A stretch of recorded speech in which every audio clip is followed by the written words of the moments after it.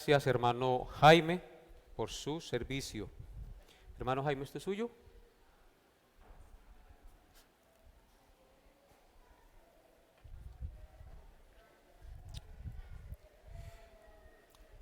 Querida iglesia, vamos a disponer nuestro corazón para recibir la enseñanza de la gloriosa palabra de Dios en esta mañana. Por tal motivo, antes de iniciar, como debemos hacerlo los hijos de Dios, vamos a orar para encomendarnos al Señor.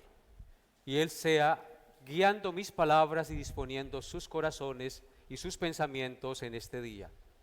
Inclinen su rostro, por favor, y oremos al Señor. Soberano Dios y Padre, Creador de los cielos y la tierra, ¿a quién más iremos si solo tú tienes palabras de vida eterna? ¿A quién más iremos si solo tú eres la fuente de la sabiduría? ¿A quién más iremos si tú tienes todo el poder en los cielos y en la tierra? ¿A quién más iremos si tú eres un Dios lleno de gracia, de misericordia y bondad?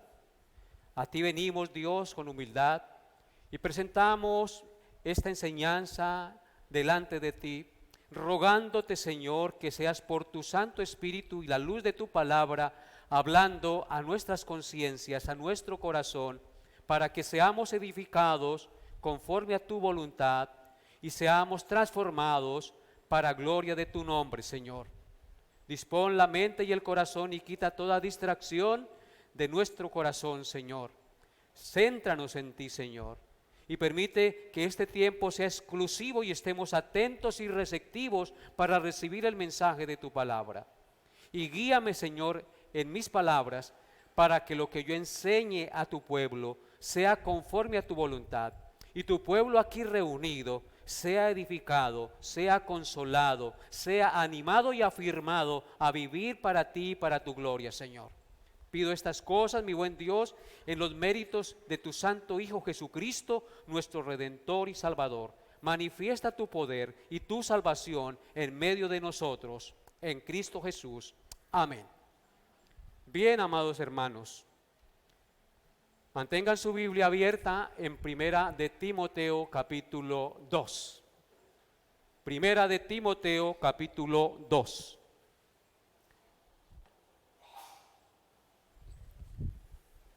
Primera de Timoteo capítulo 2. Y vamos a estar ahí pendientes. En nuestro estudio de la carta primera del apóstol Pablo a Timoteo, iniciamos hoy el estudio del capítulo 2. Pero antes de continuar con la exposición del capítulo 2 o de empezar a exponerlo en esta mañana, es necesario recordar, amados hermanos, el propósito original por el que fue escrita esta carta. Pablo escribió esta carta básicamente con dos propósitos, como ya lo habíamos visto al inicio del estudio. Son dos propósitos fundamentales, pueden haber más, pero hay dos propósitos fundamentales por los cuales Pablo originalmente escribió esta carta. En primer lugar, escribió esta carta para animar al joven y pastor Timoteo a permanecer fiel y firme en la doctrina del Evangelio de la gracia ante los ataques de las falsas doctrinas del legalismo en medio de la iglesia.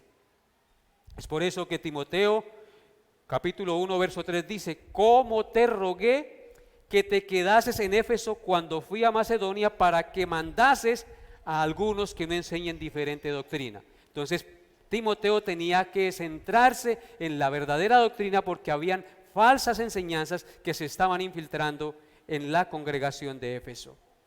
Ese fue el primer propósito. El segundo propósito por el cual Pablo escribió esta carta fue para que Timoteo supiera cómo conducirse como pastor, cómo organizar la iglesia, cómo conducirla y edificarla conforme al patrón apostólico y cumpliera así fielmente el ministerio al cual había sido llamado.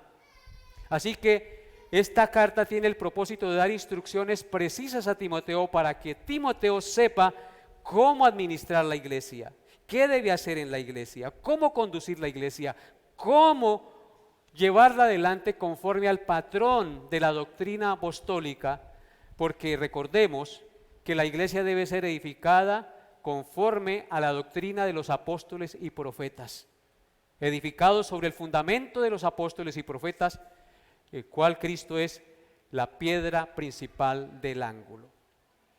Por eso es que en 1 Timoteo 3, 14 al 15 dice: esto te escribo, Timoteo, aunque tengo la esperanza de ir pronto a verte, para que si tardo, sepas cómo debes conducirte en la casa de Dios, que es la iglesia del Dios viviente, columna y baluarte de la verdad.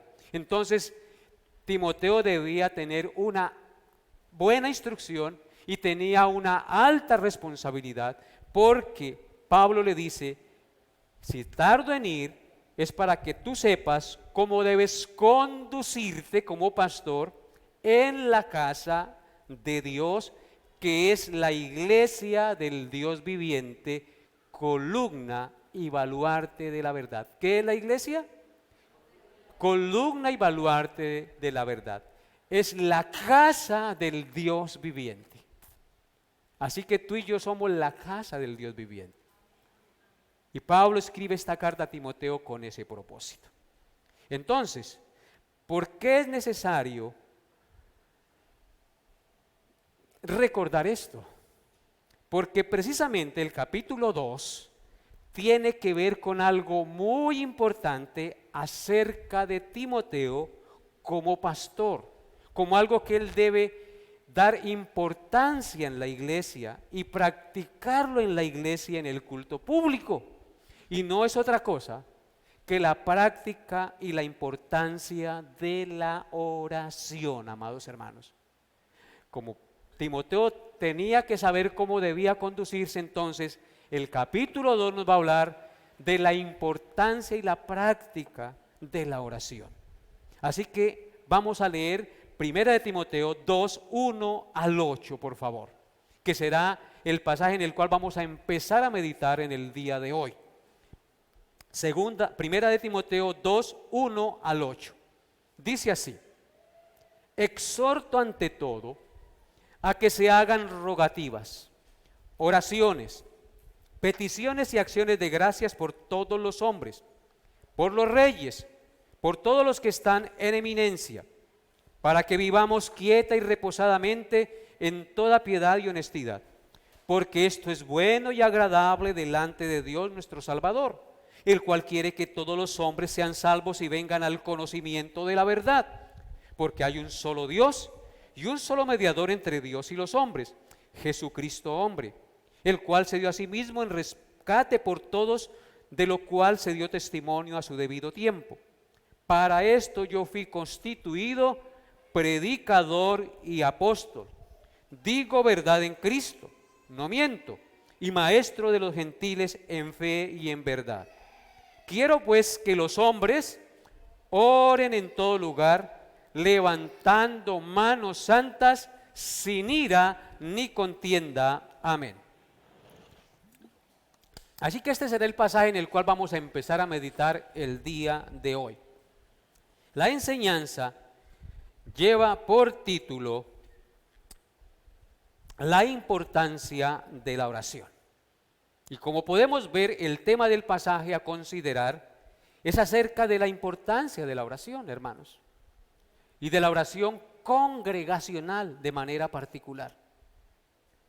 Al observar el pasaje que hemos leído, podemos ver 4 cosas. En este pasaje del 1 al 8 podemos ver 4 grandes cosas. En primer lugar, podemos ver la importancia de la oración congregacional en el versículo 1. En el versículo 2, parte A, podemos ver por quién debemos orar. En tercer lugar, podemos ver en el versículo 2, parte B, hasta el 7, por qué debemos orar. Y en cuarto lugar, en el versículo 8, podemos ver cómo debemos orar. Así que en estos 4 postulados vamos a empezar a meditar el día de hoy. Hoy solo meditaremos en el primero, la importancia de la oración congregacional, y voy a repetir los 4 puntos. En primer lugar, la importancia de la oración congregacional. En segundo lugar, ¿por quién debemos orar? En tercer lugar, ¿por qué debemos orar? Y en cuarto lugar, ¿cómo debemos orar? De estos 4 puntos, entonces, vamos a considerar el número 1, la importancia de la oración congregacional. Lean conmigo el versículo 1. Dice así la gloriosa palabra de Dios: exhorto ante todo a que se hagan rogativas, oraciones, peticiones y acciones de gracias por todos los hombres. Amén.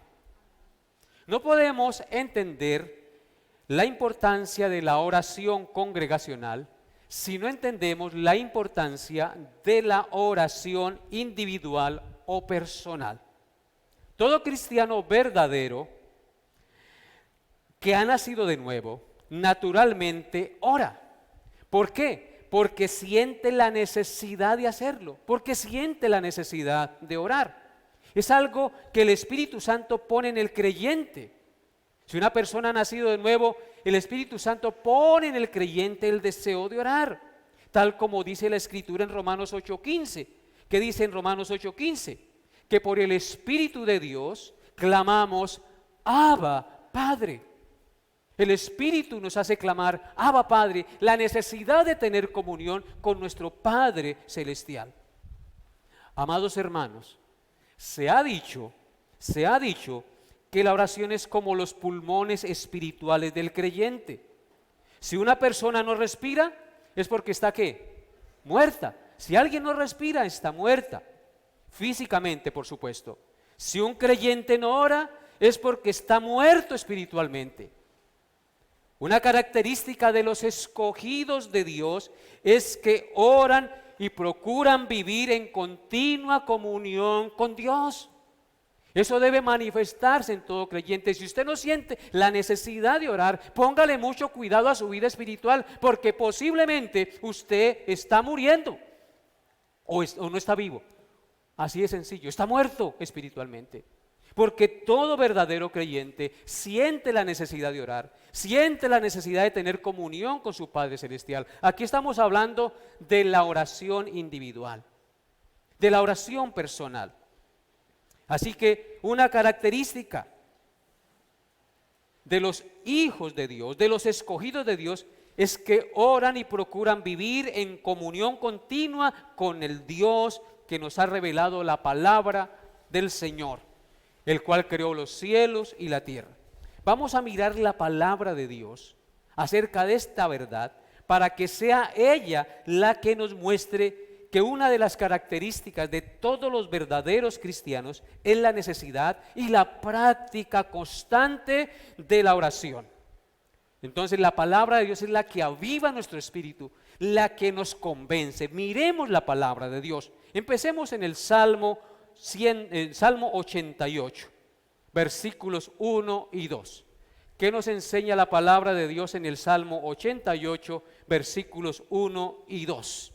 Dice así: oh Jehová, Dios de mi salvación, día y noche clamo delante de ti. Llegue mi oración a tu presencia, inclina tu oído a mi clamor. ¿Qué nos está mostrando el salmista en este texto? Que él siente la necesidad de orar, que él ora al Señor. Dice: oh Jehová, Dios de mi salvación. Él era un hijo de Dios. Él se consideraba hijo de Dios. Él era una persona nacida de nuevo. En consecuencia dice: oh Dios de mi salvación, día y noche clamo delante de ti. Entonces, ¿qué hace una persona nacida de nuevo? ¿Qué hace una persona que entiende que Dios es su Salvador, que es el Dios de su salvación? Clama a Él cada 8 días, día y noche. Es decir, mantiene en continua comunión con Dios. Y luego dice: llegue mi oración a tu presencia, inclina tu oído a mi clamor. Él sabe que Él lo escucha. Él sabe que Dios responderá a su oración. Y le pide suplicante que escuche su clamor. Veamos ahora Lucas capítulo 1, versículos 1 al 4. Lucas 1, versículos 1 al 4 dice: Aconteció que estaba Jesús orando en un lugar, y cuando terminó, uno de sus discípulos le dijo: Señor, enséñanos a orar como también Juan enseñó a sus discípulos. Y Cristo le dijo: cuando oréis, decid: Padre nuestro que estás en los cielos, santificado sea tu nombre, venga tu reino, hágase tu voluntad, como en el cielo, así también en la tierra. El pan nuestro de cada día, dánoslo hoy, y perdona nuestros pecados, porque también nosotros perdonamos a todos los que nos deben, y no nos metas en tentación, mas líbranos del mal. Si ustedes observan el pasaje, dice que aconteció que estaba Jesús orando. ¿Qué estaba haciendo Jesús? Orando. Él dependía de su Padre en oración. Estaba orando en un lugar, y cuando terminó de orar, uno de sus discípulos le dijo: Señor, enséñanos a orar como también Juan enseñó a sus discípulos. Jesucristo, con su ejemplo, enseñó e incitó a sus discípulos a que entendieran la necesidad de la oración. Y por eso el discípulo del Señor le clama a su Señor y le dice: Señor, enséñanos a orar. ¿Qué siente un discípulo de Dios? El deseo de orar, de que Cristo en ese momento les enseñara a orar, cómo dirigirse al Padre. Así que un discípulo del Señor desea orar, desea aprender a orar, desea tener comunión con Dios. Y Jesucristo inmediatamente les dio el modelo de la oración del Padre Nuestro. Y les dice: cuando oréis, dando por sentado que todo discípulo ora. Cuando oréis, decid: Padre nuestro que estás en los cielos. Es decir, diríjase al que todo lo puede. Santificado sea tu nombre, santifica el nombre de Dios. Venga tu reino, hágase tu voluntad, como en el cielo, así también en la tierra. El pan nuestro de cada día. La oración nos lleva a entender que dependemos de Dios, que Él debe ser exaltado, que Él debe ser reconocido. Y eso solamente lo siente un nacido de Dios, uno que tiene el Santo Espíritu de Dios morando en él. Así que un verdadero hijo de Dios siente la necesidad de orar y ora y clama al Señor, se postra ante su presencia, lo adora, lo exalta y depende de Él. Ahora miren lo que dice Lucas capítulo 18, versículos 1 al 7. Es la palabra de Dios la que nos debe convencer de esta verdad, no yo, hermanos, es la palabra de Dios. ¿Qué dice Lucas 18, 1 al 7? Dice así: también le refirió Jesús una parábola sobre la necesidad de orar siempre y no desmayar. Esta parábola que el Señor va a mencionar es con el propósito de que el discípulo entienda que la oración es una necesidad que debe hacerse siempre y sin desmayar. O sea que un hijo de Dios siente la necesidad de orar siempre y debe hacerlo sin desmayar. Luego dice, va a hablar la parábola, dice: había en una ciudad un juez que ni temía a Dios ni respetaba a hombre. Había también en aquella ciudad una viuda, la cual venía a él diciendo: hazme justicia de mi adversario. Y él no quiso por algún tiempo, pero después de esto dijo dentro de sí: aunque ni temo a Dios, ni tengo respeto a hombre, sin embargo, porque esta viuda me es molesta, le haré justicia, no sea que viniendo de continuo me agote la paciencia. Y dijo el Señor Jesucristo: oíd lo que dijo el juez injusto. ¿Acaso Dios no hará justicia a sus escogidos, es decir, a sus discípulos, a su iglesia, que claman a Él cada 8 días, día y noche? ¿Se tardará en responderles? Hermanos queridos, ¿cuál es la característica de un verdadero hijo de Dios? Que clama a Dios día y noche, que ora, que depende de su Padre Celestial en oración.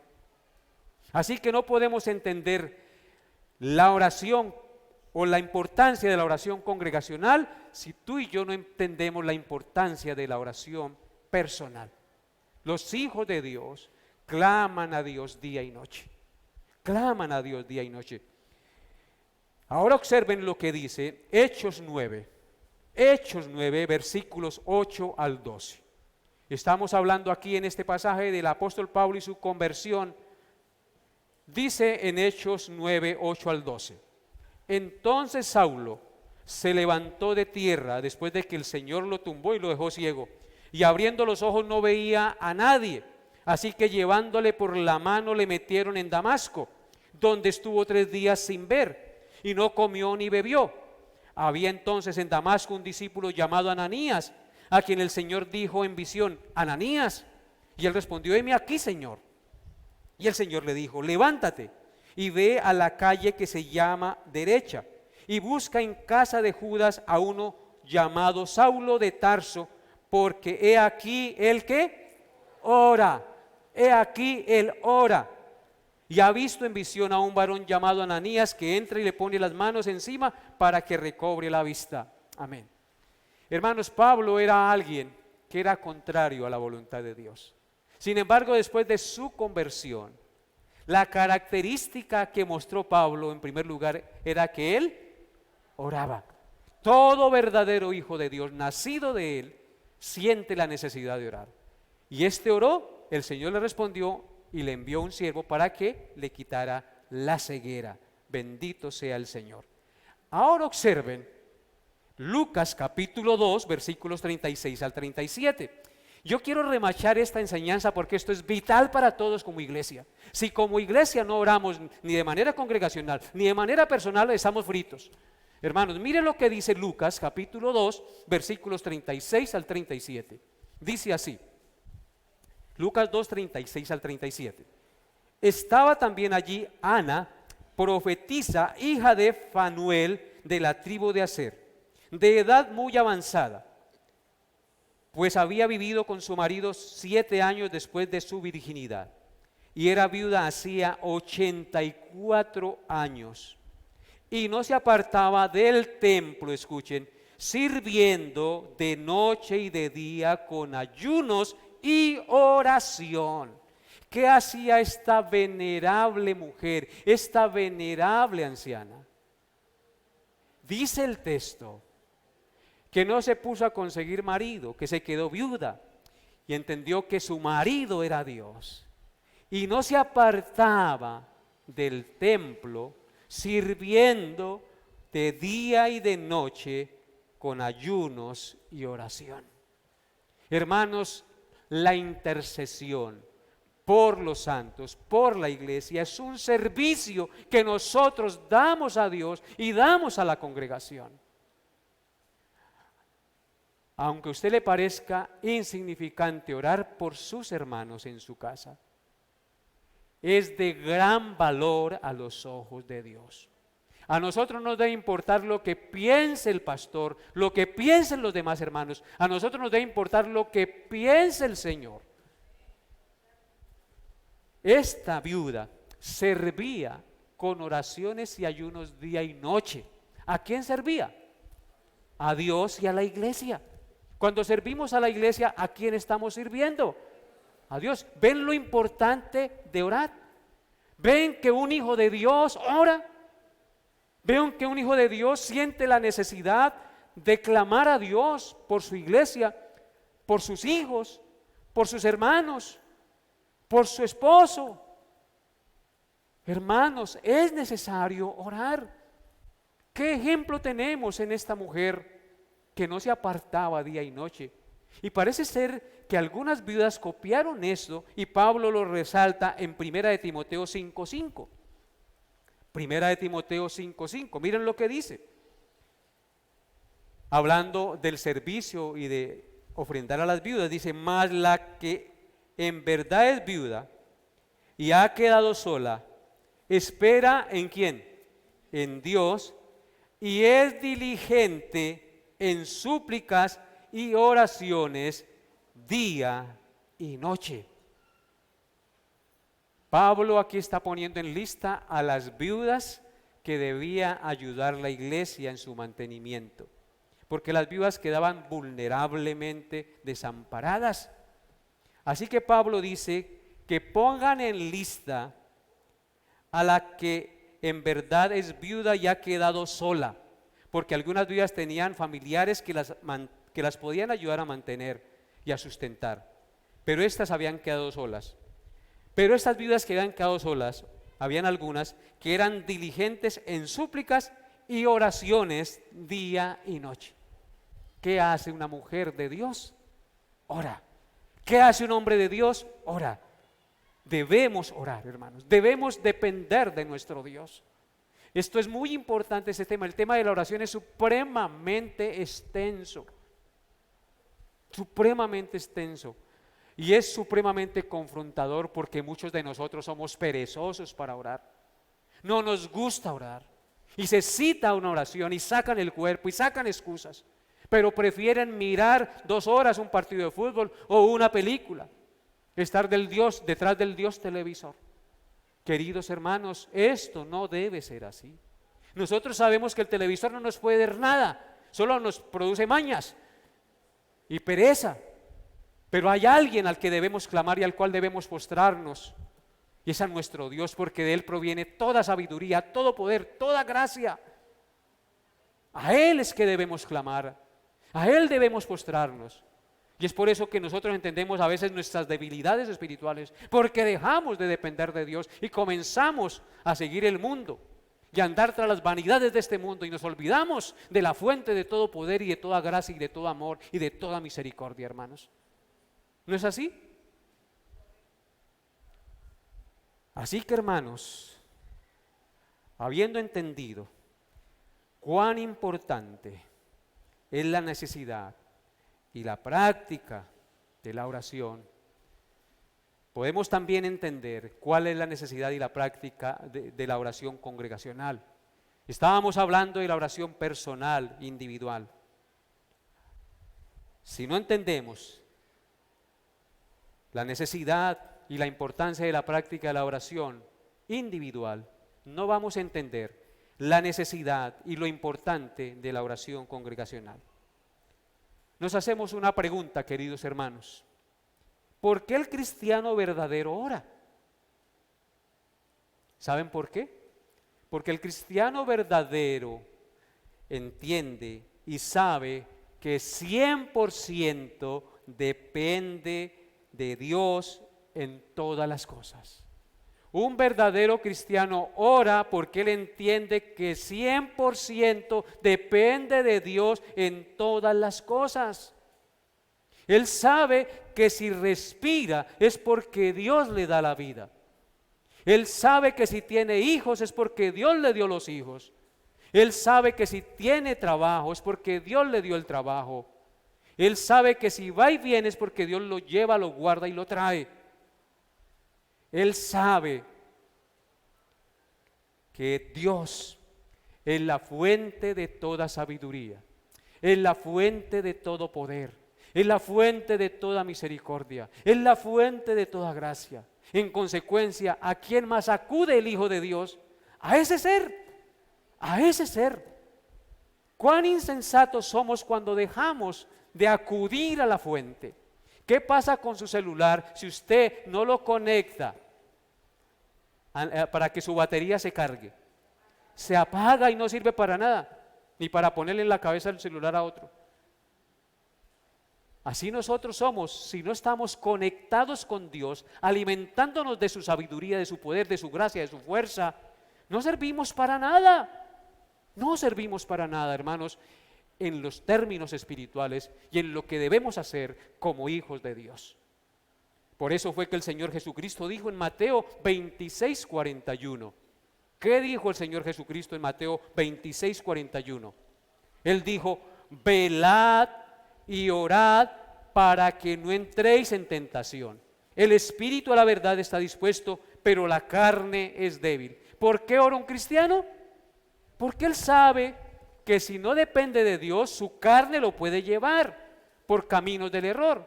Cristo aquí está diciendo: velad y orad para que no entréis en tentación. Así que muchas de nuestras desgracias, mucho de nuestra carnalidad, mucho de nuestras desgracias, de los problemas, de las discusiones en el hogar, entre parejas, entre padres e hijos, entre hermanos de iglesia es porque no oramos ni velamos adecuadamente, porque cuando oramos de todo corazón a nuestro Dios, no entramos en tentación. ¿Qué es la tentación? La tentación tiene muchos matices, tanto en el área sexual como en el área relacional, en relación de pareja, en relación de familia, en relación de iglesia, en relación de empleados en una empresa. Necesitamos orar para no entrar en tentación, para tener el control del Espíritu Santo y no exasperarnos, no soltar la lengua y herir a otro. ¿Por qué hacemos eso? Porque no oramos, porque no estamos llenos del Espíritu de Dios, porque no tenemos comunión con Dios, amados hermanos. Velemos y oremos y verá que crecemos espiritualmente y las circunstancias no nos van a dominar ni nos van a controlar. Noten lo que dice Mateo 6, versículos 9 al 13. Mateo 6, 9 al 13. Vosotros pues oraréis así: Padre nuestro que estás en los cielos, santificado sea tu nombre, venga tu reino, hágase tu voluntad, como en el cielo, así también en la tierra. El pan nuestro de cada día, dánoslo hoy, y perdona nuestras deudas como también nosotros perdonamos a nuestros deudores, y no nos metas en tentación, mas líbranos del mal, porque tuyo es el reino y el poder y la gloria por todos los siglos. Amén. ¿Sí notan cómo termina la oración del Padre Nuestro aquí en Mateo? Reconociendo, Él sabe que si nosotros nos alejamos de Dios, dejamos de orar, muy posiblemente el Señor se abstenga de nosotros y nosotros caigamos en tentación. No nos metas en tentación, mas líbranos del mal. Y en otras traducciones dice del maligno, del malo. ¿Por qué razón? Porque tuyo es el reino y el poder y la gloria. El cristiano ora porque sabe que Dios está en control de todas las cosas y Él es el único que lo puede librar de la tentación, de caer, de ofender a su esposa, de ofender a su esposo, de hacer cosas incorrectas. Pero ¿cómo vamos a ser librados si no oramos, si no estamos llenos de Dios, amados hermanos?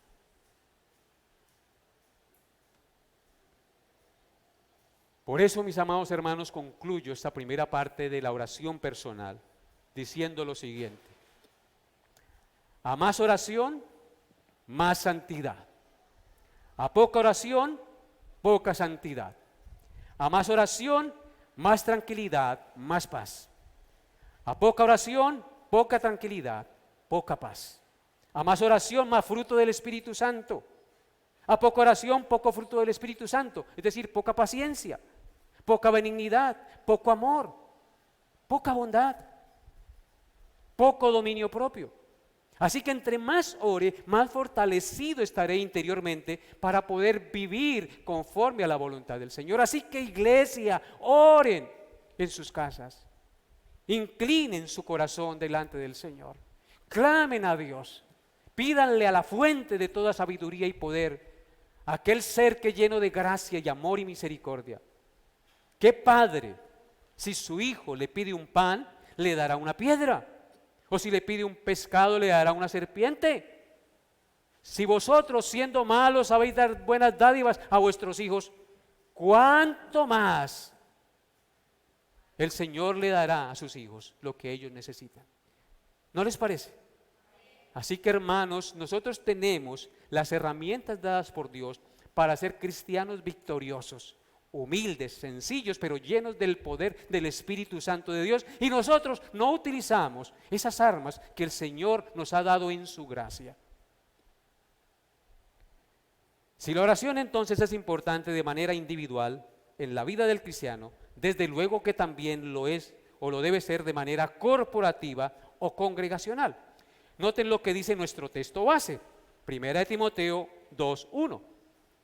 1 Timoteo 2:1, que nos dice el Señor: exhorto ante todo a que se hagan rogativas, oraciones, peticiones y acciones de gracias por todos los hombres.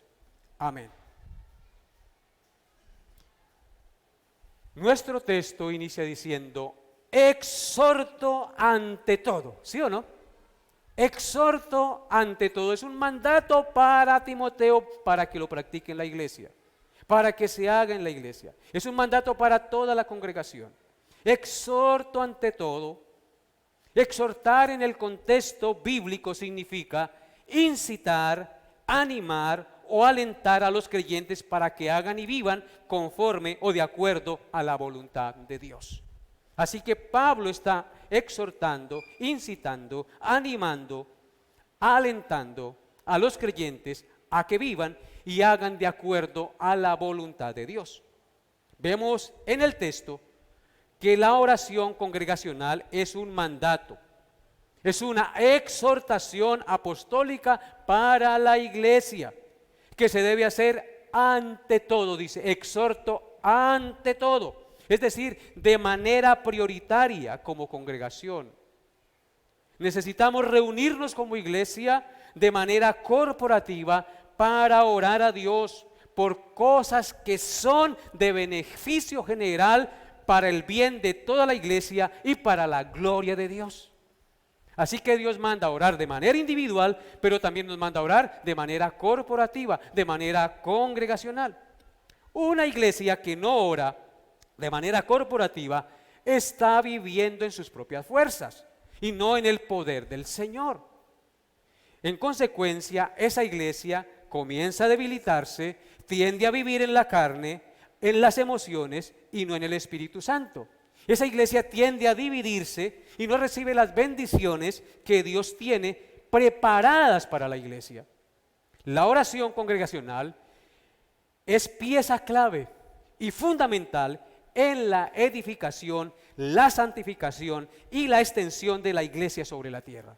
Así que iglesia, debemos orar de manera corporativa. Nuestra iglesia tiene medios de gracia para unirnos a orar de manera congregacional. Uno de ellos es el día de hoy. Estamos aquí congregados como iglesia y debemos orar como iglesia por las necesidades de la congregación. Orar para que el Señor obre, para que el Señor salve, para que el Señor extienda su reino, para que el Señor aparte aquello que es pecaminoso de muchos hermanos y vivan en conformidad a los principios de la palabra de Dios. Orar para que en los lugares donde se está extendiendo el reino, allí tengamos la gracia, la sabiduría y el amor para comunicar el mensaje del evangelio a los que no lo conocen. Como iglesia tenemos esa responsabilidad, queridos hermanos, y si no lo hacemos, entonces estamos pecando contra Dios. Vamos a mirar textos bíblicos que nos hablan de esta verdad, como lo hicimos de la realidad de la oración individual. Ahora miremos los textos bíblicos que nos hablan de la necesidad y la realidad de la oración congregacional. Mateo 18, versículos 19 al 20. La palabra de Dios es la que aviva nuestra fe, hermanos. Lea conmigo, por favor, Mateo 18, 19 al 20.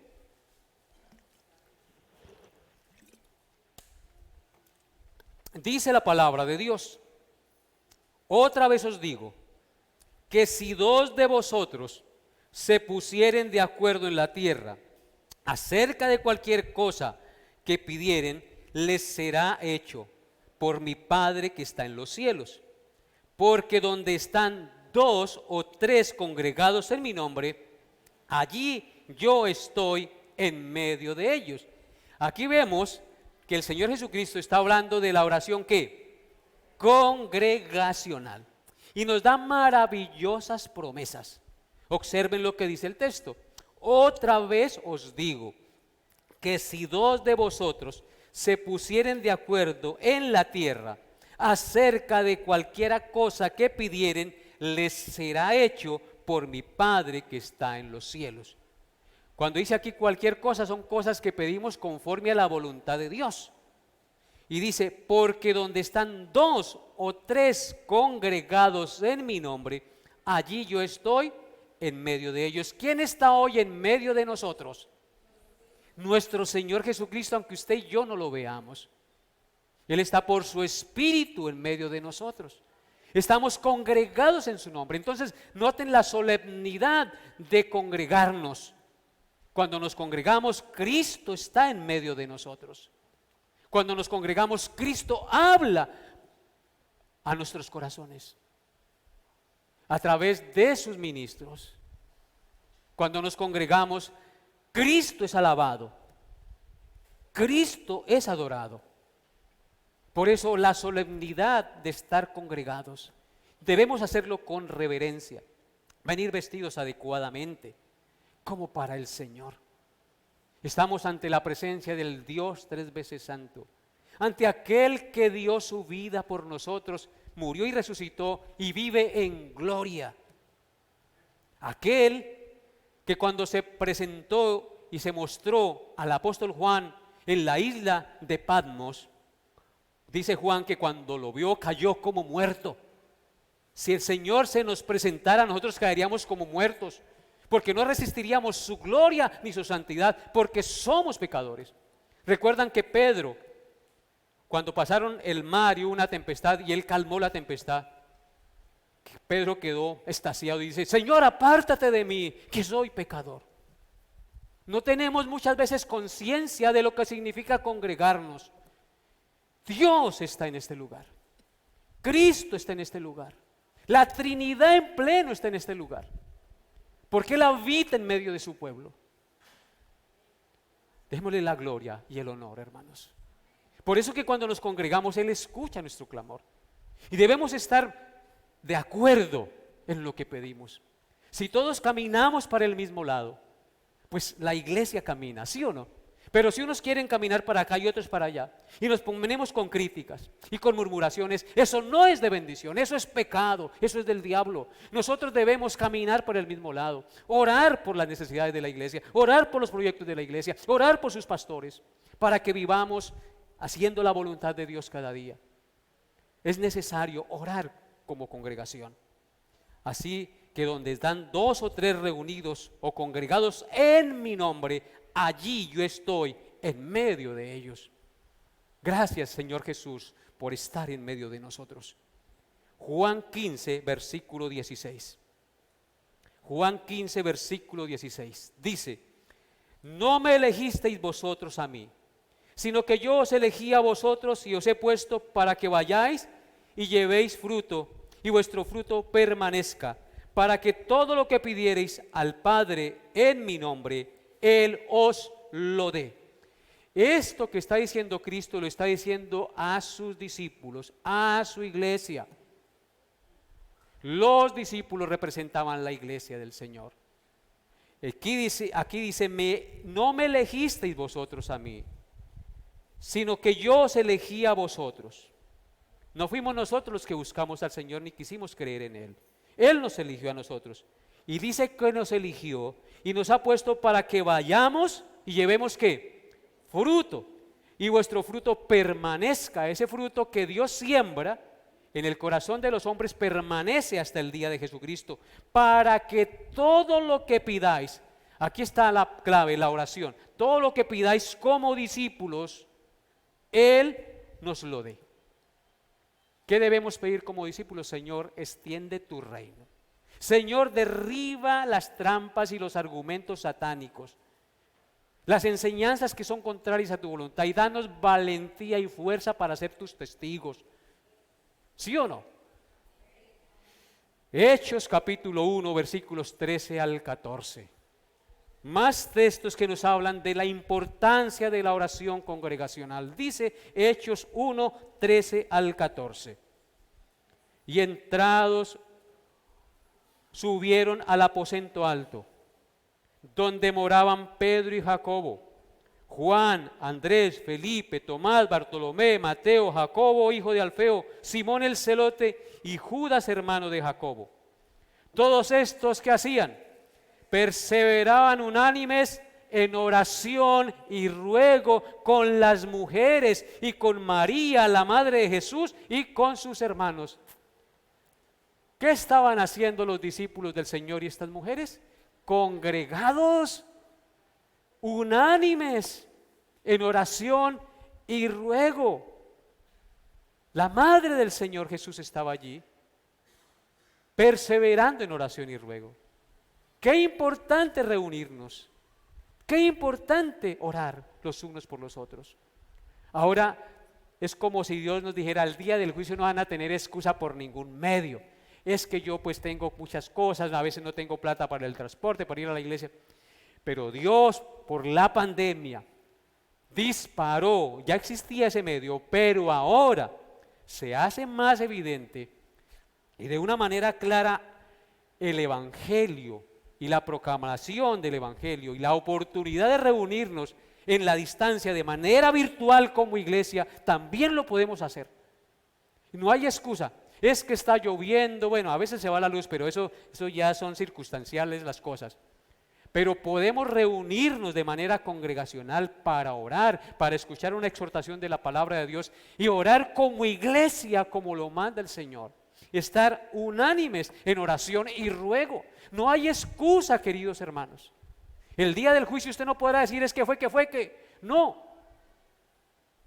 Dios te juzgará por eso. Porque pudiendo hacer todas las cosas, hacer la voluntad del Señor, orar e interceder, no lo hiciste. Algunos dicen es que a mí no me gusta. Pues tendrá que gustarle, hermano, porque el mundo está cambiando y cada día la tecnología es más avanzada. Y tenemos que amoldarnos a los medios que el Señor permite. Porque esos medios, aunque se utilizan de manera incorrecta en muchos casos, también los podemos utilizar de manera correcta para el beneficio y el bien de la iglesia y la gloria de Dios. ¿O no es así? Tenemos que amoldarnos en la medida que van avanzando las cosas. No podemos quedarnos achapados a la antigua. Tenemos que evolucionar con la tecnología también. Yo sé que no es fácil, porque uno viene con un esquema, pero hermanos, nos toca aprender, desaprender y aprender. Y tenemos que practicar en la iglesia los medios de gracia. También se reúnen a las 4:30 de la mañana. También hay oportunidad de orar, hermanos. Entonces, no hay excusa. Uy, es que para levantarme a las 4:30 de la mañana e ir hasta la iglesia a orar, antes lo hacíamos así antes de la pandemia. Aquí veníamos los lunes a las 5 de la mañana. Siempre nos hemos caracterizado por tener una llamita de oración en la iglesia, hermanos. Y eso ha traído bendición a la iglesia. Y la iglesia ha mantenido ahí la llama, la luz del Evangelio. A pesar de las dificultades, a pesar de mis errores, ahí el Señor está. Porque no depende de un hombre, depende las cosas de Dios, hermanos. Dependemos de Dios y no de los hombres. Pero debemos cumplir con nuestra obligación, con nuestra responsabilidad como iglesia del Señor. Hechos capítulo 2 versículos 1 al 4.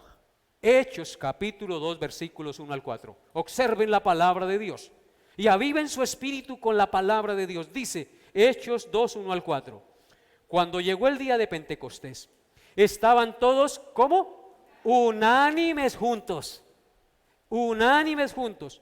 Y de repente vino del cielo un estruendo como de un viento recio que soplaba, el cual llenó toda la casa donde estaban sentados. Y se les aparecieron lenguas repartidas como de fuego, asentando sobre cada uno de ellos. Y fueron todos, ¿qué? Llenos del Espíritu Santo. Y comenzaron a hablar en otras lenguas según el Espíritu les daba que hablasen. No vamos a hablar hoy del tema de las lenguas. Lo que quiero resaltar aquí hoy es que la iglesia estaba reunida, unánime y junta. Y de repente vino del cielo porque ellos estaban orando, estaban en comunión con Dios. Porque ¿para qué nos reunimos como iglesia? ¿Para echar chistes? No, nos reunimos para estudiar la palabra y orar, tener comunión unos con otros. Entonces, de repente vino un viento recio y llenó toda la casa. Y dice que se les aparecieron lenguas repartidas como de fuego, asentando sobre cada uno de ellos. Y todos fueron llenos del Espíritu Santo. ¿Sabían ustedes, hermanos, que entre más oremos, entre más dependamos de Dios, más nos llenamos del Espíritu? ¿Y saben qué es ser lleno del Espíritu? Ser lleno del Espíritu es ser controlado por Dios, por el Espíritu Santo y no por nuestras ideas y nuestros pensamientos. Entre más oramos, más Dios nos controla y más entonces nos comportamos de acuerdo a la voluntad de Dios. A mayor oración, mayor santidad, mayor santificación. Entre menos oración, más debilidad, más carnalidad en nuestra vida. Pensemos en eso, queridos hermanos. Ahora miren lo que dice Hechos 2, 41 al 42. Estamos aquí hablando de la iglesia naciente, de la iglesia primitiva. Hechos 2, 41 al 42 dice: así que los que recibieron su palabra fueron bautizados. ¿Qué hacen los que reciben la palabra del Señor?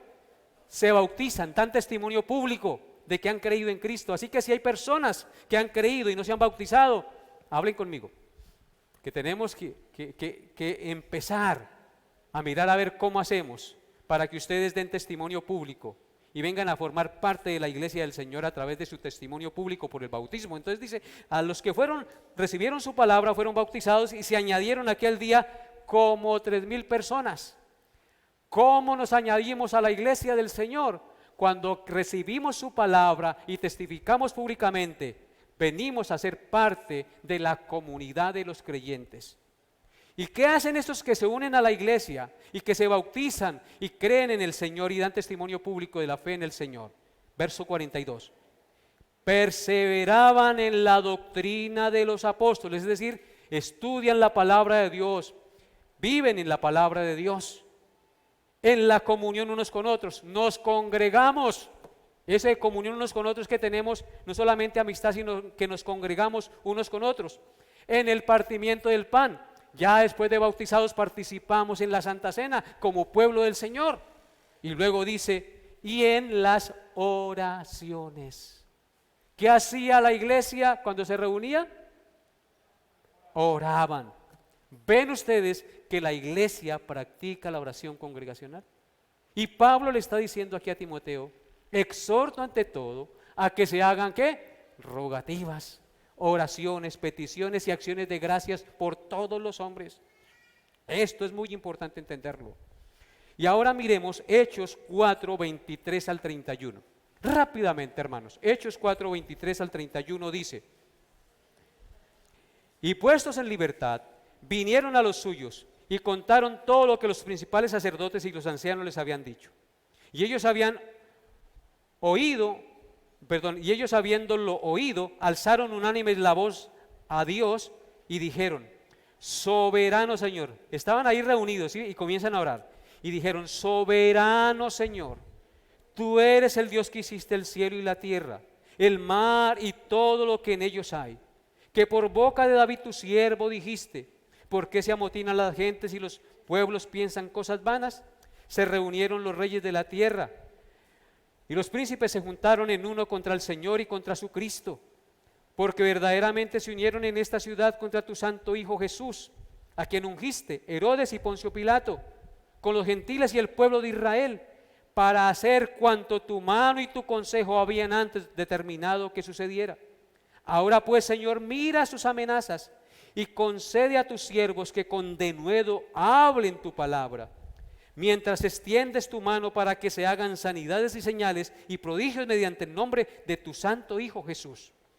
Cuando hubieron orado, estaban orando congregacionalmente, cuando hubieron orado, el lugar en que estaba congregados tembló, y todos fueron ¿qué? Llenos del Espíritu Santo, y hablaron con denuedo, con valentía y sabiduría, la palabra de Dios.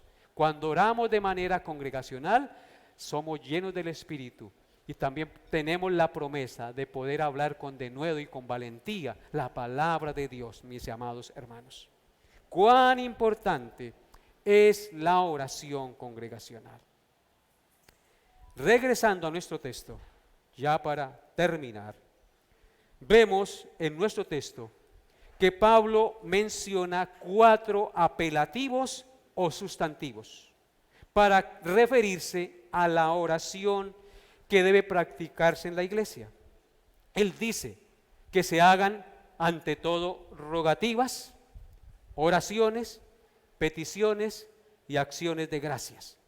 Estas palabras parecen sinónimas, pero en realidad tienen ciertas diferencias. Rogativas viene de súplicas, viene de clamor y encierra la idea de elevar una petición por una necesidad apremiante para la iglesia. Así que si tenemos necesidades apremiantes a la iglesia, tenemos que rogar a Dios por ello. Rogativas tienen la idea de estar en necesidad y en dependencia absoluta de Dios, tal como en el Salmo 102 dice, versículos 1 y 2, Jehová, escucha mi oración y llegue a ti mi clamor. No escondas de mí tu rostro en el día de mi angustia. Inclina a mí tu oído. Apresúrate a responderme en el día en que te invocare.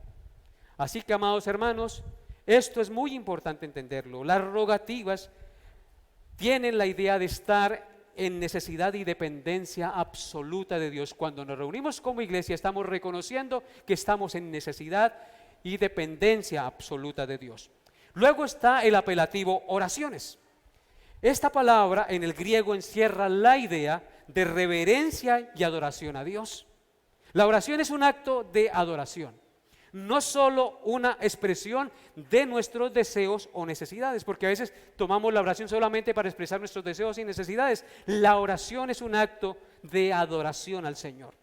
Cuando oramos, ya sea de manera personal o de manera congregacional, debemos hacerlo en santa reverencia en nuestro corazón, porque por este acto entramos en la santa presencia de Dios. Es como lo que hicieron los creyentes y los ángeles, que cuando el Señor se presentó allá en Apocalipsis, todos se inclinaron y echaron sus coronas y decían: Señor, digno eres de recibir toda la gloria, la honra y el honor, porque tú creaste todas las cosas y por tu voluntad existen y fueron creadas. Eso está en Apocalipsis 4, 9 al 11. Pero quiero hacer un comentario aquí. Hay mucha falta de reverencia en los hermanos al orar. A veces veo que uno está orando y la gente está con los ojos abiertos mirando a ver qué cara está haciendo el hermano. No hay reverencia. Cuando oramos estamos en la misma presencia de Dios. Ya vimos que cuando estamos reunidos, Cristo está en medio de nosotros. Debe haber reverencia absoluta cuando estamos orando. Debemos concentrarnos en Dios. Estamos hablando al que hizo los cielos y la tierra, el mar y todas las cosas, al Santo, al Dios de Israel. Hay que tener reverencia. Hay que concentrarnos en las cosas de acá, en las cosas de Dios y no en las de la tierra. Lo mismo cuando hay personas cantando. Las oraciones son, los cánticos son oraciones con melodía al Señor. También cuando oramos debemos hacerlo con devoción, con reverencia. Y no, hermanos, con gozo, con reverencia, con regocijo. Estamos alabando al Dios que nos da la vida y que es un privilegio adorarle y exaltarle. ¿No es así? La tercera expresión es peticiones. Peticiones. Peticiones es una palabra que indica o tiene la connotación de reunirse o de tener una entrevista para conversar confiadamente con una persona importante. Esa es la connotación de la palabra peticiones. Tener una reunión, una entrevista para conversar confiadamente con una persona importante. Lo que quiere decir que podemos entrar al trono de Dios por Jesucristo para interceder o hacer peticiones por otras personas. Si tú y yo por Jesucristo tenemos la posibilidad de entrar a entrevistarnos con Dios, a conversar con Dios, entonces podemos interceder, hacer peticiones en favor de otras personas al Dios que lo puede todo. Por eso en Hebreos 4, 15 al 16 dice: porque no tenemos un sumo sacerdote que no pueda compadecerse de nuestras necesidades o debilidades, sino uno que fue tentado en todo según nuestra semejanza, pero sin pecado. En consecuencia, acerquémonos pues confiadamente al trono de la gracia para alcanzar misericordia y hallar gracia para el oportuno socorro. Y en tercer lugar está acciones de gracia. El otro apelativo que quiere Pablo que la iglesia haga en sus reuniones de oración congregacional es acciones de gracias.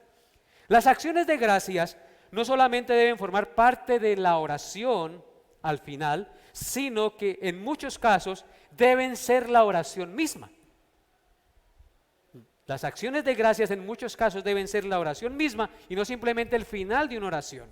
Esto quiere decir, queridos hermanos, que no solo debemos dar gracias por las oraciones contestadas, sino también debemos hacerlo por lo que Dios es y por lo que hace por nosotros a través de su gracia.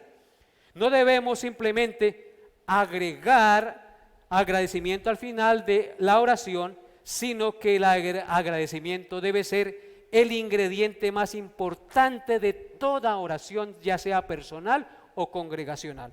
De hecho, algunas veces, al igual que David, debemos presentarnos ante Dios únicamente con acciones de gracia, sin ninguna petición, porque como siempre he dicho, nosotros tenemos tanto que agradecer y tan poco que pedir, porque en Jesucristo ya lo hemos recibido todo. ¿Sí o no?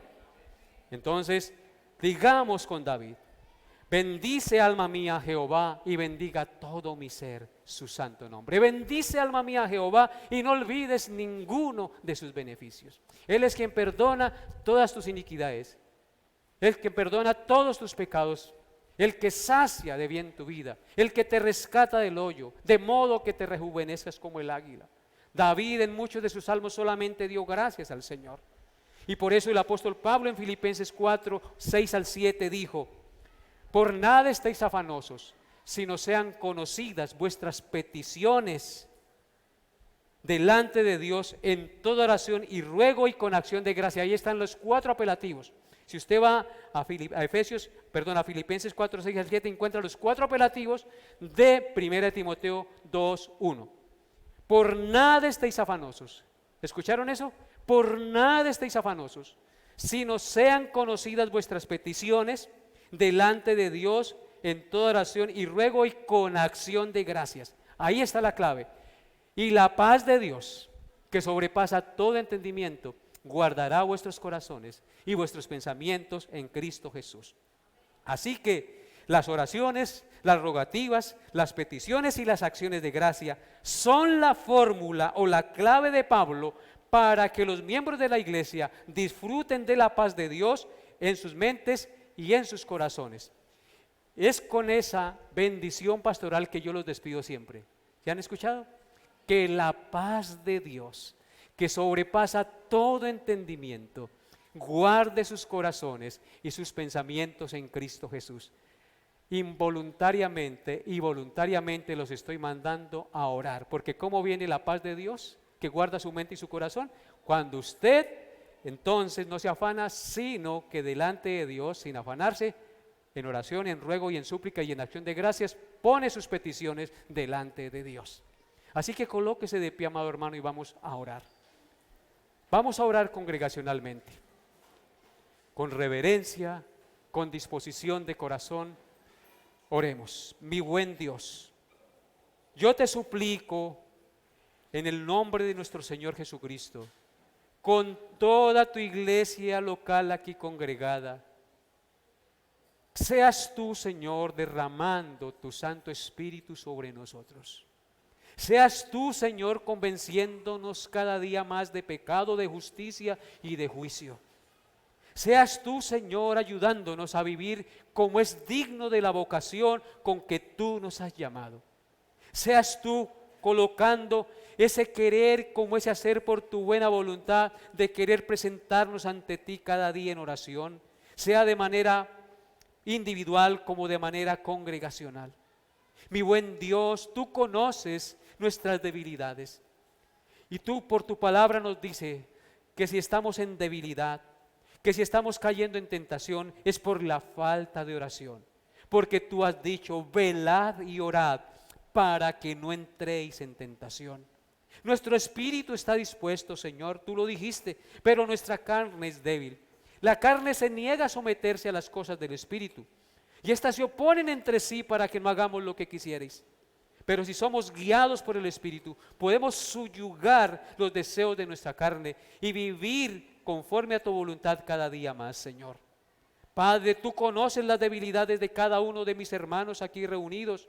Te ruego, Padre Santo, que ministres sus vidas y les des la gracia de entender la necesidad de estar en comunión contigo a través del medio de gracia de la oración personal y la oración congregacional. Que tu iglesia acate el llamado que se hace para reunirnos a orar e interceder los unos por los otros, darte gloria y honor a ti, Altísimo Dios. Derrama tu luz y tu verdad en medio de nosotros. Aviva nuestro espíritu, Señor, para gloria de tu santo nombre en nosotros, Padre. Al salir de este lugar, Señor, llévanos en tu cuidado, en tu paz y protección, y permite que durante la semana te honremos y te glorifiquemos y estemos en continua comunión contigo. Tu palabra dice que debemos orar en todo tiempo para no entrar en tentación. Bendito seas tú, Señor Dios de Israel. Ayúdanos, Padre, a orar y a estar siempre en tu presencia cada día. Te lo pido, Dios, en el nombre de tu Hijo Jesús, con acción de gracias. Amén y amén. Querida iglesia, que la paz de Dios, que sobrepasa todo entendimiento, guarde sus corazones y sus pensamientos en Cristo Jesús. El culto ha terminado. Dios lo lleve en su paz.